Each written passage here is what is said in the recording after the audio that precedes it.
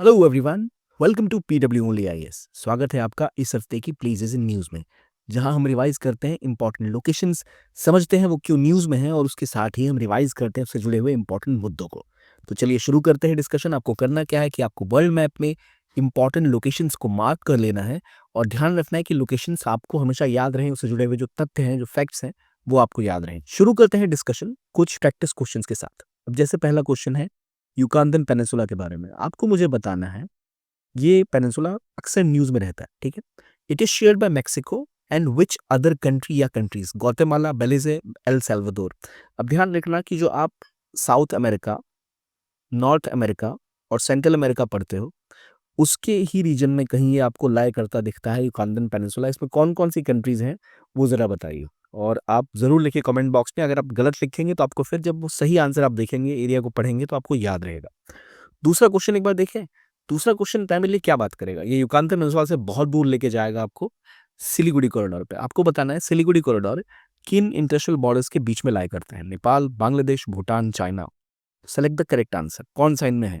नेपाल, बांग्लादेश, भूटान या चाइना? आपको बताना है कौन सी कंट्रीज के साथ ये या बीच में ये कॉरिडोर लाई करता है। बहुत इंपॉर्टेंट क्वेश्चन है ये। हमें हमारी इंटरनल सिक्योरिटी के लिहाज से भी, हमारी स्ट्रेटेजिक सिक्योरिटी के लिहाज से भी और हमारी जो एक इनसिक्योरिटी है उस लिहाज से सिलीगुड़ी कॉरिडोर बहुत इंपॉर्टेंट। तो बताइए कौन सी कंट्रीज लाई करती है? इमेजिन करिए कहाँ पर है, ताकि आपको लोकेशंस और उन कंट्रीज का नाम याद रहे। तो चलिए शुरू करते हैं डिस्कशन। अब सबसे पहले टॉपिक आज का जो है हमारा है वो है मिदास टच के बारे में। मिदास मतलब एक ऐसे राजा, भाई मान लीजिए जो जिस चीज को छुए वो सोना बन जाए, इसे कहते हैं मिदास टच। और ये इनके लिए वरदान, एक शाप बन चुका था।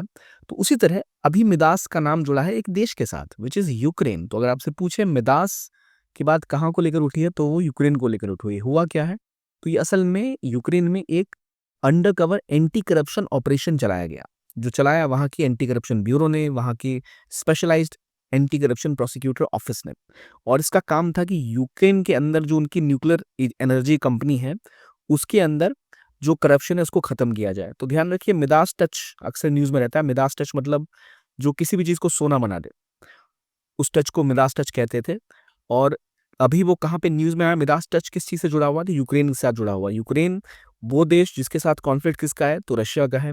यूक्रेन का वो कौन-सा इलाका है जहाँ मुख्य रूप से अभी कॉन्फ्लिक्ट हो रहा है? तो वो ये वाले इलाके हैं जहाँ पर युद्ध की स्थिति बनी हुई है। जहाँ पर आपको पता है कौन-कौन सा इलाका हमने बार-बार याद किया है। यूक्रेन का मैप ध्यान रखिए। इस इलाके में रशिया का कंट्रोल बढ़ा। डोनबास्क या डोनबास जिसे हम कहते हैं, लुहांस जिसे हम कहते हैं, ये प्रमुख इलाके थे जो कि यूक्रेन के रशिया ने कब्जे में अपने ले लिए। ये जो देख रहे हैं ये हिस्सा, इट इज़ क्रिमिया। ये तो बहुत पहले ही रशिया के कब्जे में है। क्रिमियन पेनिनसुला, कर्ट स्ट्रेट यहीं पर है। याद रखिए हमने यूक्रेन को अच्छे से रिवाइज़ किया, तो मैं आज डिटेल में नहीं जाऊँगा। लेकिन अगर आप लोग चाहते हैं कि हम यूक्रेन वाली पूरी लोकेशंस को एक बार कंप्लीटली रिवाइज़ कर लें, तो हम उसके लिए अलग से वीडियो ज़रूर बना सकते हैं। तो याद रखिए अभी जो मिदास की बात आई है वो है ऑपरेशन मिदास। कहाँ शुरू हुआ है? तो यूक्रेन में। तो operation Midas is related to Ukraine, not with India, not with America, but with Ukraine. और क्या है वो? एंटी करप्शन ऑपरेशन वहाँ का। It is called as operation Midas, ठीक है? अब आते हैं अगले टॉपिक की तरफ, सिलीगुड़ी।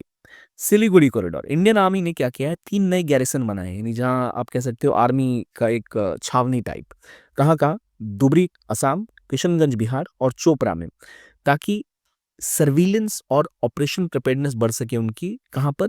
सिलीगुड़ी कॉरिडोर के आसपास। तो देखिए समझिए पहले सिलीगुड़ी कॉरिडोर है कहाँ? नक्सलबाड़ी के जस्ट बाद आप निकलेंगे तो वेस्ट बंगाल में ये डिस्ट्रिक्ट, इस डिस्ट्रिक्ट का नाम है सिलीगुड़ी। सिलीगुड़ी एक ऐसा स्ट्रेच ऑफ लैंड है जो बहुत पतला सा इलाका है। यहाँ आप देख रहे हैं ये है सिलीगुड़ी कॉरिडोर। तो इसमें अगर आप ऊपर की तरफ जाएँगे तो ऊपर है भूटान, सॉरी ऊपर है आपको इंडिया का स्टेट। अगर हम देखें तो सिक्किम आता है, ठीक है? नीचे की तरफ आओगे तो यहाँ आपको दिखेगा क्या? This is Bangladesh. यहाँ आपको दिखेगा भूटान और इधर आपको दिखेगा नेपाल। तो असल में हमें अक्सर लगता है कि Siliguri corridor connects India to which region? China. तो क्या सिलीगुड़ी कॉरिडोर चाइना को कनेक्ट कर रहा है? आप मुझे बताइए, या नहीं कर रहा है? Is it connecting to China और नॉट? तो बिल्कुल सही जवाब क्या है कि बिल्कुल भी सिलीगुड़ी कॉरिडोर चाइना को टच नहीं करता है। तो इस क्वेश्चन का आंसर आपको मिल गया होगा। तो यहाँ क्या हो रहा है? देखिए सिलीगुड़ी कॉरिडोर क्यों इंपॉर्टेंट है? अब सिलीगुड़ी कॉरिडोर एक पतला सा स्ट्रेच ऑफ लैंड है, तो इसके ऊपर अगर कब्जा जमा लिया जाए तो भारत के नॉर्थ ईस्ट को बाहर से काटा जा सकता है। यही वो इलाका है जो आपके मेनलैंड इंडिया को नॉर्थ ईस्ट इंडिया के साथ जोड़ता है। तो हमारे लिए स्ट्रेटेजिकली, सिक्योरिटी वाइज ये बहुत ज़्यादा रेलेवेंट और इंपॉर्टेंट जगह है। तो ध्यान रखिए सिलीगुड़ी कॉरिडोर कहाँ है, किस राज्य में लोकेटेड है, कौन सी कंट्रीज के साथ बॉर्डर शेयर करता है। आई होप इट्स क्लियर। चलिए बढ़ते हैं अब अगले क्वेश्चन की तरफ। अगला topic mount Semeru. Mount Semeru में दोबारा एक बार विस्फोट हुआ। कहाँ पर है माउंट सेमेरू? तो असल में इंडोनेशिया में है, ये ईस्टर्न जावा के पास है माउंट सेमेरू। और ये इंडियन ऑस्ट्रेलियन प्लेट और यूरेशियन प्लेट का आपसी टकराव जहाँ होता है, जिसमें आपको इंडो ऑस्ट्रेलियन प्लेट नीचे की तरफ दबती है यूरेशियन प्लेट के मुकाबले, और उसी इलाके में आपको है ये सेमेरू। और सेमेरू कहाँ पर है? ध्यान रखिए, देश का नाम इंडोनेशिया। इंडोनेशिया में कहाँ है? तो जावा के पास है। यहाँ पर भयंकर इस बार विस्फोट हुआ, एक एक्टिव वॉल्केनो है और इंडोनेशिया का थर्ड लार्जेस्ट वोल्केनो है ये। और यहाँ इरप्शन लगातार होते रहते हैं और इस बार तो 13 किलोमीटर की ऊंचाई तक इसके लावा आपको हम देखते हैं जो ऐश उड़ते हुए गई। तो इसकी वजह से होता ये है कि अक्सर जो एयर ट्रांसपोर्ट है वो प्रभावित हो जाता है, यहाँ पर काफ़ी ज़्यादा लोगों को नुकसान भी पहुंच सकता है। तो आपको ध्यान रखना है माउंट सेमेरू कहाँ पर है। तो mount Semeru is in Indonesia, खासतौर पे जावा के इलाके में है।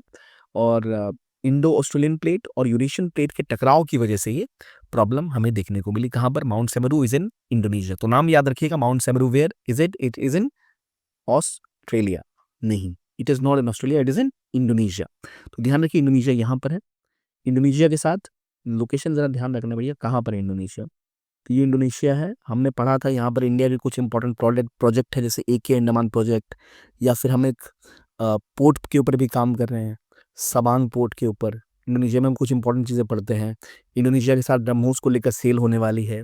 तो इसलिए इंडोनेशिया लगातार न्यूज़ में बना रहता है। और इसीलिए आपसे अगर पूछा जाए भाई इंडोनेशिया में इंपॉर्टेंट जो रिसेंट विस्फोट हुआ वोल्केनो का कौन सा है, तो माउंट सेमेरू आपको याद रहेगा। ठीक है, mount Semeru is in Indonesia, eastern Java के आसपास है। आजकल काफ़ी लोग वहाँ पर जाना भी प्रेफर करते हैं। अगला एक टॉपिक है जो लगातार इंटरनेशनल न्यूज़ की तरह आपको सुनाई देगा, लेकिन असल में वो इंटरनेशनली उतना रेलेवेंट नहीं है, वो लोकली हमारे लिए रेलेवेंट है। वो है अफ्रीकन स्वाइन फीवर। ये असल में लगातार फैलता जा रहा है और उम्मीद की जा रही है कि इसको रोकना है। इसलिए असम में इसी बात का ध्यान रखते हुए जो वहाँ पर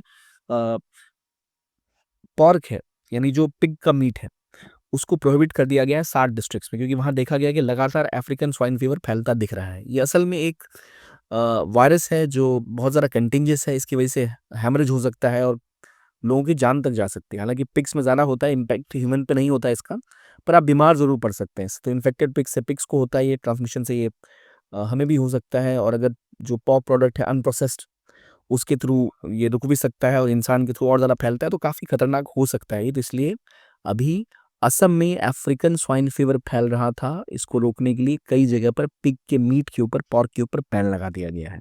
तो अफ्रीकन स्वाइन फीवर कहाँ फैल रहा था? अफ्रीका में नहीं, अभी कहाँ फैल रहा था? इंडिया में। इंडिया में कहाँ? असम के आसपास 60 डिस्ट्रिक्ट में सुअर के मांस के ऊपर ट्रेड पर रोक लगा दी गई। Okay, is it clear? I hope it's clear. Let's move on to next topic which is Saudi Arabia. A major non NATO ally बन चुका है। अब किसका? अमेरिका का। असल में हुआ क्या कि हाल में ही जो सलमान साहब है वो पहुंचे सऊदी अरेबिया से अमेरिका, और ट्रम्प ने उनका जम के स्वागत किया। और ये special status major non NATO ally का दिया गया है यूनाइटेड नेशन को, अब सऊदी अरेबिया को भी। तो इन लेकिन ये वो ऐसे देश हैं जो कि नेटो का पार्ट तो नहीं है, मगर माने जाते हैं स्ट्रेटेजिकली इंपॉर्टेंट। कई जगहों पर बोला गया कि India is a major non NATO ally, क्योंकि जो एग्रीमेंट्स हैं उस हिसाब से। पर क्या डेजिग्नेशन इंडिया को मिली है? तो इस पर अभी तक कई जगह प्रश्न चिन्ह बने हुए हैं। इंडिया क्या एक मेजर नॉन नेटो अलाई है? तो नहीं, India is a major defence partner, इतना ध्यान रखिएगा। तो अभी सऊदी अरेबिया की बात हुई। सऊदी अरेबिया को इससे क्या फायदा होगा कि क्या वो मिलिट्री अलायंस का पार्ट हो जाएगा? नहीं, बिल्कुल भी नहीं होगा। क्या अगर उसके ऊपर कोई हमला करेगा तो उसको अमेरिका बचाने जाएगा? ऐसा कुछ नहीं होने वाला। तो मिलेगा क्या? तो इससे क्या होता है कि यूएसए की जो टेक्नोलॉजी है, जैसे एआई के एरिया में बहुत सारा काम वो करना चाहते हैं, तो वो एआई की टेक्नोलॉजी या फिर जो यूएसए के बहुत ज़्यादा एडवांस्ड वेपन्स हैं या उनकी फाइटर जेट्स हैं, वो उनको मिल जाएंगे। तो जैसे F-22 तो चलो उनको मिल ही रहे हैं, आगे और चीज़ें इंपॉर्टेंटली इनको मिलेंगी। तो जो फाइटर जेट्स हैं वो मिल जाएंगे, जो डिफेंस इक्विपमेंट है, इंटेलिजेंस शेयरिंग हो गई, काउंटर टेररिज्म को लेकर जो इक्विपमेंट या सपोर्ट चाहते हैं तो उनको मिल जाएगी। इस वजह से उनको प्रायोरिटी मिलेगी। नॉन नेटो कंट्रीज में इनको प्रायोरिटी दी जाएगी। तो भारत नहीं है नॉन नेटो अलाई, कौन है? सऊदी अरेबिया है। किसका? अमेरिका का। अब सऊदी अरेबिया कहाँ लोकेटेड है? यहाँ सऊदी अरेबिया लोकेटेड है। तो आखिर क्या इनको जरूरत पड़ी अब कि पहले उन्होंने पाकिस्तान के साथ एक डिफेंस पैक्ट किया और अब यूएसए के नॉन नेटो अलाई बन चुके हैं वो। देखिए, कागज पर ये सब कुछ आज हुआ है, लेकिन सऊदी अरेबिया हमेशा से ही अमेरिका का एक मेजर अलाई यहाँ पर रहा है। और यूएसए की जितनी प्रेजेंस है इस इलाके में, उसको एक सबसे बड़ा कोई सपोर्टर रहा है तो वो सऊदी अरेबिया ही रहा है। असल में आज से कुछ सालों पहले जब सऊदी अरेबिया में तेल डिस्कवरी हुई ऑयल की, और इन्होंने ऑयल बेचना जब स्टार्ट किया, तो इनके ऑयल का एक मेजर बायर यूएसए हुआ करता था। तो इनसे ऑयल यूएसए को मिलता था और यूएसए बदले में इनको क्या देता था? सिक्योरिटी, कैसी सिक्योरिटी? अब सऊदी अरब में क्या है, एक राजशाही है, तो इनके किंगडम को चाहिए था सपोर्ट और सेफ्टी। वो इनको यूएसए की मिलिट्री और यूएसए अपनी प्रेजेंस के थ्रू सिक्योर करता था, इसलिए यूएसए की बेस भी यहाँ आसपास में है। तो सऊदी अरब में जो राजा है उनके खिलाफ लोकली कोई अगर विद्रोह करे तो उसको बचाने की जिम्मेदारी अमेरिका की। अगर ईरान, जो एक शिया मेजर पावर है, इनका युद्ध होता है सऊदी अरब से या इनके ऊपर दबाव बनाने की कोशिश सऊदी अरबिया के ऊपर ईरान करता है, तो उसको कौन बचाएगा? अमेरिका। बदले में अमेरिका को क्या मिलेगा? अमेरिका को परमानेंट ऑयल भी मिलता था इनसे, तो ऑयल वो खरीदते थे, तो इसके बदले में यूएसएस इनको सिक्योरिटी भी मिल रही है और डॉलर्स भी मिल रहे हैं।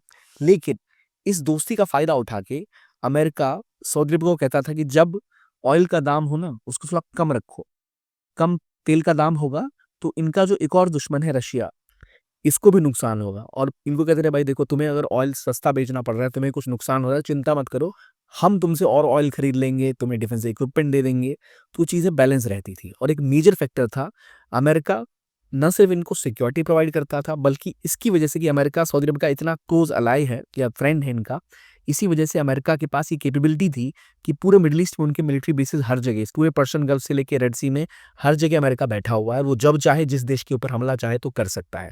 और न सिर्फ इतना, इसी की वजह से शायद इजराइल की जो इतनी स्ट्रेंथ है ना मिडिल ईस्ट में, वो इसी वजह से है कि अमेरिका यहाँ के सबसे बड़े कंट्री सऊदी अरेबिया के साथ इतना क्लोज है। और क्योंकि इजराइल भी इसका सबसे क्लोजेस्ट यहाँ पर जो एक तरह का कह सकते हैं इनडायरेक्ट पार्टनर है, वो इजराइल है, तो इजराइल को भी सिक्योरिटी देता है ये अमेरिका और सऊदी अरेबिया का एक तरह का सॉर्ट ऑफ अलायंस।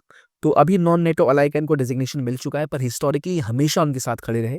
बाद में हुआ क्या कि अमेरिका जो इनसे तेल खरीदता था वो खुद तेल एक्सपोर्ट करने लग गया। तो इनको लगा भाई अब अमेरिका की बात हमें सुननी नहीं है, और इनको थोड़ी इनकी करीबियां बढ़ती दिखी थी चाइना के साथ। तो अब थोड़ा सतर्क हुआ अमेरिका, और अमेरिका कोशिश कर रहा था कि चीज़ें नॉर्मलाइज हो जाए इनके साथ और बेहतर हो जाए पहले से। और इसलिए चाहते थे कि इजराइल और सऊदी अरबिया भी करीब आ जाएं, जो मुश्किल काम है पर कोशिश जरूर कर रहे थे वो। तो ये वजह थी। अब अभी क्या हुआ है? अभी ये हुआ है कि सऊदी अरबिया की एक कोशिश है कि उसको अपनी इकोनॉमी को तेल से बाहर लेके जाना है। Saudi Arabia is a oil dependent economy. Saudi Arabia चाहता है कि हम तेल से बाहर निकले और सर्विस सेक्टर की ओर जाएं। इसके अलावा हो सके तो आप इंफॉर्मेशन टेक्नोलॉजी के ऊपर रुख करना चाहते हैं, जैसे कि यूएई ने बहुत सक्सेसफुली अपनी इकोनॉमी को तेल से हटा के सर्विस सेक्टर डिपेंडेंट बना लिया है। तो क्योंकि तेल का इस्तेमाल धीरे धीरे कम हो रहा है, अब कंट्रीज सोलर पे जा रही हैं, नई नई टेक्नोलॉजीज डेवलप हो रही हैं, और ऑयल के कई अल्टरनेटिव भी आ गए हैं। और ऑयल पर आप लॉन्ग टर्म केवल एक रिसोर्स पे अगर डिपेंडेंट रहोगे तो आप कभी भी नुकसान में जा सकते हो। इसीलिए they want to diversify their portfolio, and America is helping them in doing this. So इसीलिए अमेरिका इनके साथ अब एआई की टेक्नोलॉजी, डिफेंस पार्टनरशिप, इन सबको करना चाहता है, और इनके साथ और क्लोजनेस भी चाहता है, ताकि इस पूरे इलाके के रिसोर्सेज के ऊपर उनको एक कंसिस्टेंट प्रेजेंस मिल सके। इसलिए इनके साथ ये एग्रीमेंट भी इनका हुआ है यूएसए का। लेकिन इसमें हैरानी की कोई बात नहीं है, हमेशा से ही सऊदी अरेबिया अमेरिका का क्लोजेस्ट अलाई माना जाता रहा है। ठीक है, तो ये कहानी थी किसकी? सऊदी अरेबिया की। और क्या है वो? Major non NATO ally of USA. अब नेटो क्या होता है? NATO is North Atlantic Treaty Organisation. ये वैसा ग्रुप है जिस ग्रुप में अगर एक देश के ऊपर हमला हुआ तो सभी देशों के ऊपर हमला माना जाएगा। जो यूरोप की कंट्रीज है, ये उनके साथ है अमेरिका का, ना कि सऊदी अरब के पास। Saudi Arab is a major non NATO ally, India is a major defence partner, ध्यान रखिए। ठीक है, चलिए। तो सऊदी अरबिया को अब क्या मिलेगा? डिफेंस परचेज ईजी हो पाएंगे, F-35 फाइटर जेट इजीली मिल पाएगा इनको, को प्रोडक्शन बढ़ सकता है, टेक्नोलॉजी ट्रांसफर हो सकती है, इंटेलिजेंस ट्रांसफर हो सकती है, उनकी इकोनॉमी को जो शिफ्ट करना चाहते हैं उसमें भी मदद मिलेगी। ठीक है, अब अगला टॉपिक आता है किसका? बात आती है मैक्सिको की। तो मैक्सिको यहाँ क्या हुआ? यहाँ जेनजी ने किया है जबरदस्त प्रोटेस्ट। अभी तक आपने देखा होगा जेनजी का प्रोटेस्ट कहाँ पर हुआ था? नेपाल में, जहाँ उन्होंने सरकार को ही तख्ता पलट कर दिया, सुप्रीम कोर्ट से लेके पार्लियामेंट की बिल्डिंग तक को धुआं धुआं कर दिया। अब मैक्सिको में भी जेनजी सड़कों पे उतरी। अब मैक्सिको देखो, कंट्री ऐसी है जो अमेरिका के जस्ट नीचे है। आप कह सकते हो नॉर्थ अमेरिका की third major country, Canada, USA और मैक्सिको, तीन है। लेकिन मैक्सिको के नीचे आपको कुछ छोटी छोटी कंट्रीज दिखेंगी, बेलीज, ग्वाटेमाला, नीचे होंडुरास है, एल सल्वाडोर है। तो यहाँ पर जो इलाका है, यहाँ पर मैक्सिको में असल में ड्रग्स का बहुत ज़्यादा इलीगल व्यापार होता है, और वो ड्रग्स यहाँ से अमेरिका में भी एंटर होती है। मेक्सिको में सरकार है, मेक्सिको एक बड़ी कंट्री भी है, लेकिन मेक्सिको की इकोनॉमी की हालत बहुत खराब है। ये ऑयल एक्सपोर्ट भी करते हैं, they are an oil exporting country, इनके पास बहुत से रिसोर्सेज भी हैं, पर यहाँ पर ऑर्गेनाइज क्राइम बहुत ज़्यादा है। इतना ज़्यादा ऑर्गेनाइज क्राइम है कि यहाँ पर जो ड्रग्स बेचने वाले कार्टेल हैं वो इस देश पे लगभग कब्जा करे रखे हुए हैं। और यहाँ तक कि जो उनकी भी सरकार है उस पर बहुत ज़्यादा हस्तक्षेप है वहाँ की ड्रग कार्टेल का। हाल ये है कि सड़कों पे रात को निकलना मुश्किल है। तो अब जैसे एक समय 90s में मुंबई की कहानी सुनते थे, बड़ा इलाका मेक्सिको का भी उसी प्रकार की अराजकता को झेल रहा है, जहाँ क्राइम बहुत ज़्यादा है। ठीक है, तो इसीलिए यहाँ के लोग काफ़ी असंतुष्ट थे और वहाँ उन्होंने बोला कि नहीं भैया बहुत ज़्यादा हो गया, ये जो अब मेक्सिको में इस तरह की हालत है, इसको हमें रिज़ॉल्व करने की ज़रूरत है। और जेनजी उतरी सड़कों पर और जेनजी ने कहा कि भाई आप जिस प्रकार का यहाँ पर आप चीज़ें कर रहे हो बहुत गलत कर रहे हो। और इनके एक लीडर भी हुआ करते थे, इनके मेयर यहाँ नए बने थे, मेयर मोंजो, और मेयर मोंजो को मार दिया गया एक पब्लिक इवेंट में। और इनकी किलिंग के बाद यहाँ पर लोग मैदान में उतर गए, सोशल मीडिया ग्रुप बनाए गए और इन्होंने कहा कि भाई इस तरह का जो करप्शन है, सिक्योरिटी की कमी है, ड्रग्स कार्टेल का कब्जा है, इसको हमें हटाना बहुत ज़्यादा ज़रूरी है। और इन्होंने एक 12 पॉइंट का एजेंडा रखा है और कहा है कि भाई इस तरह से किसी भी तरह को आप रोक नहीं सकते। तो इससे पूरे मेक्सिको में अब तबाही की स्थिति बनती जा रही है। जेन जी प्रोटेस्ट कहाँ पर हो रहे हैं? मेक्सिको में। जेन जी प्रोटेस्ट इन मेक्सिको किसके खिलाफ? करप्शन के खिलाफ, ड्रग कार्टेल के खिलाफ, ऑर्गेनाइज क्राइम के खिलाफ, और मेयर को गोली मार दिया पब्लिक इवेंट में उसके खिलाफ। तो मेक्सिको कहाँ है? सेंट्रल अमेरिका के ठीक ऊपर। मैंने कहा ना 3 मेजर कंट्रीज है। तो ये मेक्सिको है, यहाँ पर आप देखोगे ये सेंट्रल अमेरिका, नीचे है साउथ अमेरिका। तो लोकेशन ध्यान रखिए। और यहीं पर मैंने बोला आपको युकातन पेनिनसुला है, इसमें देखिए बेलीज यहाँ पर है, ग्वाटेमाला यहाँ पर है, होंडुरास यहाँ पर है। तो युकातन पेनिनसुला में 3 कंट्रीज आती हैं, ना कि एल साल्वाडोर। एल साल्वाडोर को इसमें काउंट नहीं किया जाता। इसके एक तरफ गल्फ ऑफ मेक्सिको है, एक तरफ पैसिफिक ओशन है। तो अब नाम लोकेशन को ध्यान रखिए, ताकि आपने अगर गलत टिक किया तो आप कभी उसको दोबारा गलत टिक नहीं करेंगे। यही कोशिश थी मेरी। तो जेनजी प्रोटेस्ट नेपाल के बाद कहाँ हो रहा है? मेक्सिको में। तो देखिए इसके नोट्स आप डाउनलोड कर सकते हैं, हमारे नीचे लिंक मिल जाएगा, वहाँ से पीडब्ल्यू की वेबसाइट पर जाइए, फ्री में रजिस्टर करिए और आपको इसका वीडियो और पीडीएफ सब वहाँ से मिल जाएगा। लेकिन रिवाइज तो करेंगे हम ना, बिल्कुल करेंगे। ये है मेक्सिको, ठीक है। मेक्सिको में क्या हुआ? जेनजी का प्रोटेस्ट, ठीक है। युकातन पेनिनसुला कहाँ है? मेक्सिको में है। जेनजी यहाँ पर मैदान में आ चुकी है करप्शन के खिलाफ, ऑर्गेनाइज क्राइम के खिलाफ। हमने देखा सिलीगुड़ी कॉरिडोर, जो बिल्कुल हमें यहाँ देखने को मिलता है। क्या ये चाइना से आप बॉर्डर टच करता है? नहीं करता है। ऊपर क्या है? सिक्किम का इलाका है, ठीक है। इधर तो हमने ये देख लिया, ऑब्वियसली 2 चीज़ें कर ली। तीसरा हमने देखा यहाँ पर सऊदी अरब, ये नॉन नेटो में चला गया, पलाय बन चुका है अमेरिका का, ठीक है। तो जो कंट्रीज आप पढ़ रहे हो, फिर हमने देखा अफ्रीकन स्वाइन फीवर की कहानी जो असम से जुड़ी हुई है। तो जो चीज़ आप पढ़ रहे हो उसको याद रखना है, उसको भूलना नहीं है, ठीक है। तो ये थी आज की कहानी। देखने के लिए धन्यवाद। Keep on watching PW only IAS. अगर आप चाहते हैं कोई भी और हम इनिशिएटिव लाएं तो प्लीज़ ऐड करिए कमेंट बॉक्स में। हम कोशिश करेंगे आपकी और इनिशिएटिव्स ऐसे लाते रहें वीकली या डेली भी। तो इस वीडियो के लिए इतना ही। देखने के लिए धन्यवाद। Keep on watching PW only IAS and have a very